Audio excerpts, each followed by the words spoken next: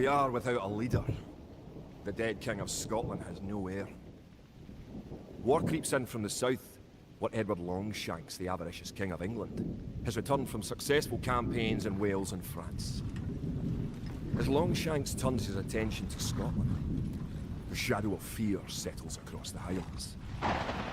The English have thousands of Welsh longbowmen, hundreds of knights on horseback, and dozens of siege weapons. We Scottish have a rabble of untrained soldiers who do not even know how to march in a straight line. We must act soon.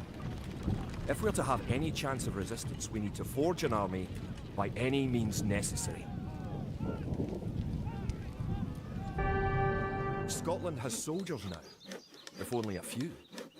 But if we are to turn back the greed of Edward Longshanks, we'll need many more recruits and much more gold in our coffers.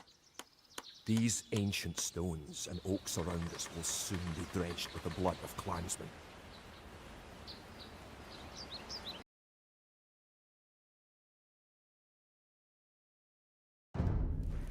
An army marches on its stomach, or so the old saying goes.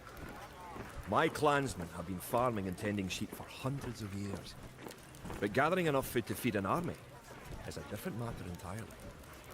Without a strong economy, the meagre forces that we have cobbled together will collapse again.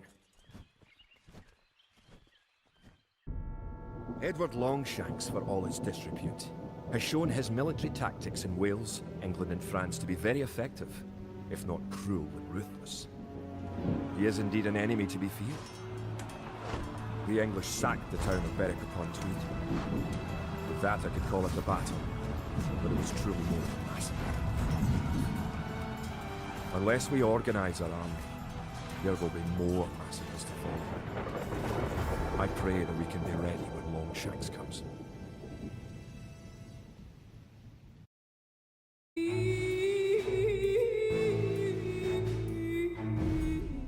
In villages throughout the Highlands, there is grim talk of skirmishes between Scotland and England. We lost the town of Dunbar this week. Scottish defenders broke ranks and fled. The English have an army that is larger and better trained. To compete with them, we are going to need new recruits to pick up spear, sword and bow. We must transform these shepherds into soldiers. Now that we have militias stationed across the border, the English have slowed their raids. But facing Longshanks' army will be another matter. The wicked English king is yet to bring his famous longbows to bear. Our militias can only get us so far. We're going to need more advanced weapons.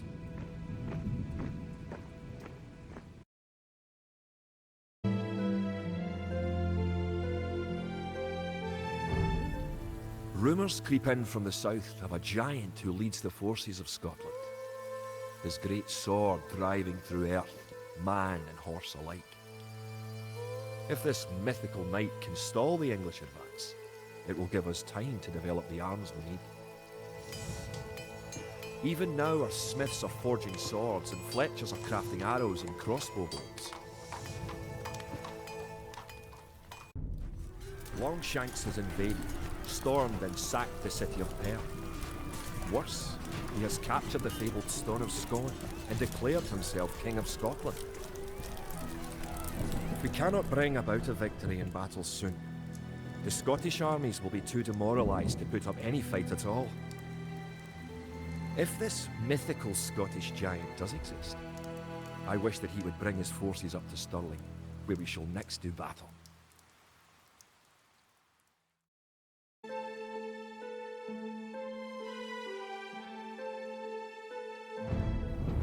The time for minor skirmishes is over. We now prepare for war. The villain Longshanks is poised to cross the River Forth and threaten the town of Stirling with a force of men-at-arms, heavy cavalry, and a multitude of archers. Our newly forged army marches southward to establish our own base and attack the English before they can ready their troops. Stirling was our first great victory. Even as we held the coastline, Word arrived that Stirling Bridge had been held by a force of Scots led by the mythical knight of whom so many have spoken.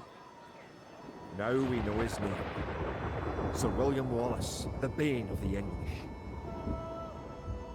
Edward Longshanks names Wallace a traitor and a criminal. Sir William replies he cannot be a traitor, for he never swore fealty to an English king. With Wallace leading our armies, the men fight with renewed vigour. Perhaps the tide of our misfortunes is about to turn.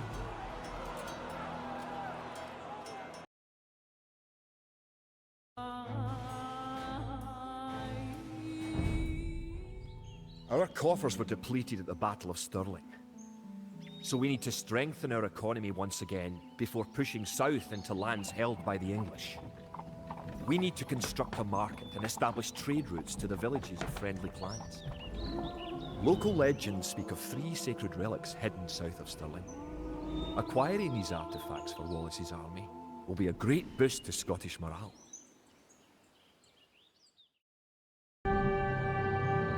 With the 3 relics locked away safely in Scottish churches, men murmur that we are blessed by the heavens. Our army now stands a chance as we prepare for the final clash with the English. Scotland now has archers and knights of our own with which to move Longshanks. We march south to Falkirk, where we will join with the army of William Wallace and plan our combined attack upon the English castle.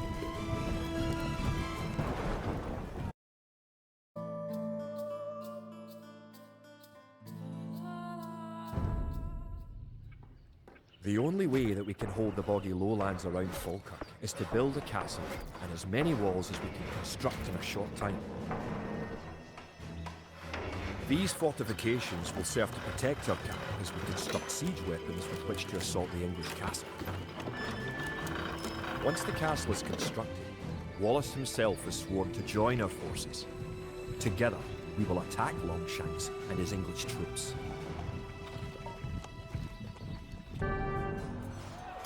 It looked certain that we would be defeated at Falkirk.